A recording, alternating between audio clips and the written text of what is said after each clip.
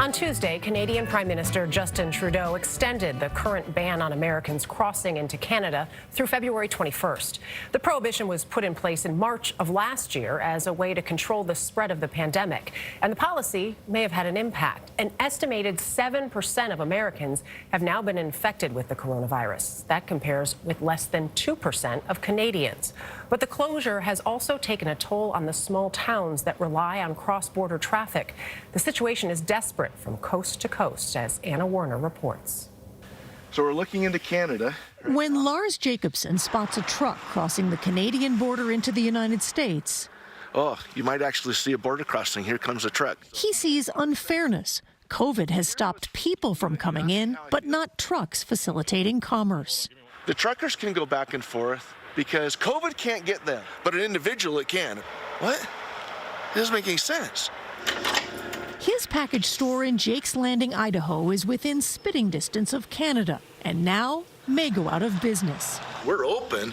Our customers are totally stuck on the other side of the border. Our clients are Canadians. We love Canadians. In normal times, Canadian customers save time and money by shipping their packages to Jake's Small Mart on the U.S. side. But now, shelves are jam-packed. We're just trying to get them to the rightful owners, but we can't do it until they come down and get them. The loads are still coming in, but We're close to 2,000 packages waiting here for people to pick up now.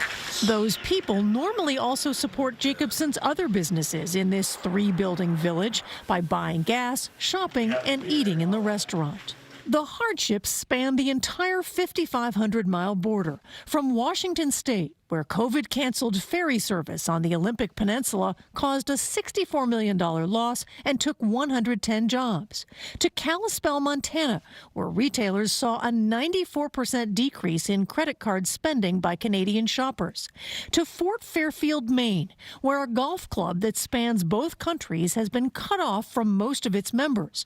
In between, there are 100 border checkpoints and countless small towns and businesses. It's imperative that the border gets back open, that we see commerce going back and forth. In Bonners Ferry, Idaho, population 2,500, Dennis Weed runs the Economic Development Council.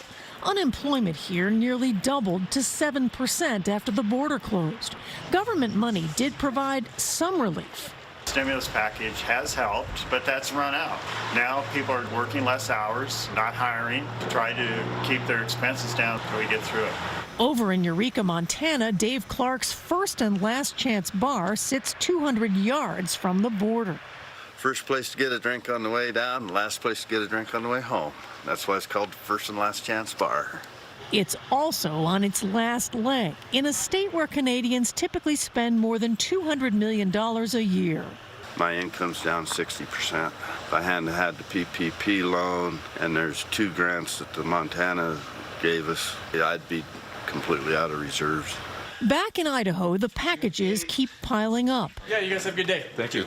And Lars Jacobson passes the time counting the customers he does have each day. 5, 4, 3, 4, 5. Wishing there were more. For CBS This Morning Saturday, I'm Anna Werner.